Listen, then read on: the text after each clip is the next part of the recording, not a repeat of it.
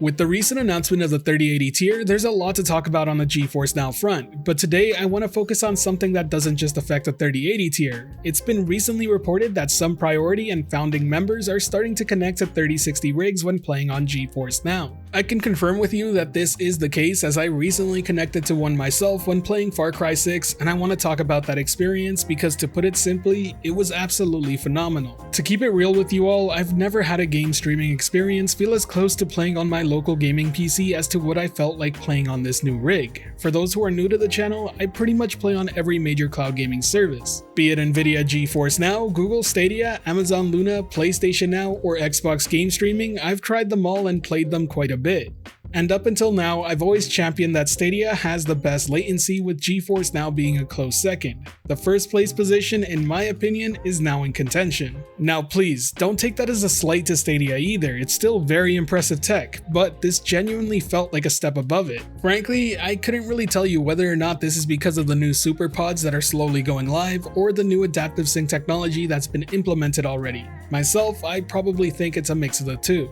What I can tell you though is that from my first-hand experience, it felt so accurate and responsive that it really did blow me away. Just the mere idea that this is what it feels like right now without the 3080 tier powering the streaming experience at 120 FPS is crazy exciting. That said, for this video, let's keep focused on the 3060 running Far Cry 6. Through my hours of playing on it, I can tell you that running on high settings, just one tier below Ultra, the game manages to keep a pretty steady 60 FPS. You can take a look at the top left yourself to see the game's frame rate. At most, the dips are within 5 FPS and last mere seconds. Interestingly, and worth noting though, is that the 3060 does do a better job at maintaining the 60 FPS than the 2080s on GeForce NOW. Let's take a look at one of the more demanding areas in the game. Here you can see the 2080 sitting at around 45 FPS while walking around the camp. The 3060 on the other hand manages to sit at around 55 for the most part. These are pretty surprising results if you ask me. It does make me question whether or not the 3060 happens to have a better CPU attached to it, or maybe it's the Ti variant. Regardless, the game runs fantastically, and I wouldn't hesitate to call it an upgrade. It's important to remember that not every time you boot up a game on GeForce NOW, you'll get this specific rig. It's kinda luck of the draw really, but it is good to see it be a chance, as it means there is increased server capacity along with new better experiences for both founders and priority members. It's also worth pointing out that this will change for 3080 tier users because they will always be connecting to a 3080. Speaking as someone who really does care about frame rate and in-game settings, that alone is pretty much selling me on that tier. What this really does excite me for though is the future that lies ahead with GeForce NOW. As I stated before, this is a notable improvement, substantially so as well. But as always, it's important to remember that cloud gaming is still in its infancy. This is just the start, and I'm sure it will get even better as time goes on.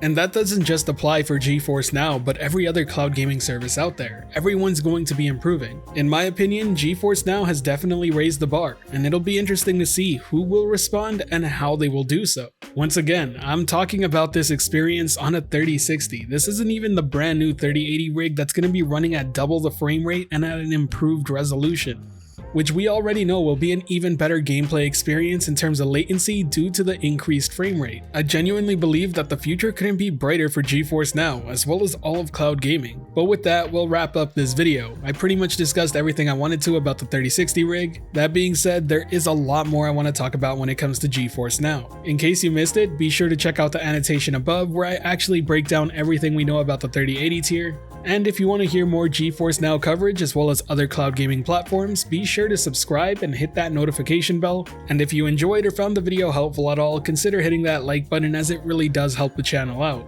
I do want to add a quick end of video message here. I am actually moving to a different province this week, so there may be an effect on my upload schedule. I'll be trying to minimize that effect as much as I can, but I do ask for your patience while I do make this move. I'm trying to make sure that as soon as I get over there, I have absolutely everything I need to get going again, because I know it is quite an exciting time in cloud gaming, but I did think it was important to give you all the heads up, just in case you noticed that my upload schedule this week is a little wonky. Thanks for your understanding, and thanks for watching the video. This has been The Virtual Cloud, giving you the latest and greatest on everything cloud gaming and VR related, and until next time, I'll catch you in the clouds.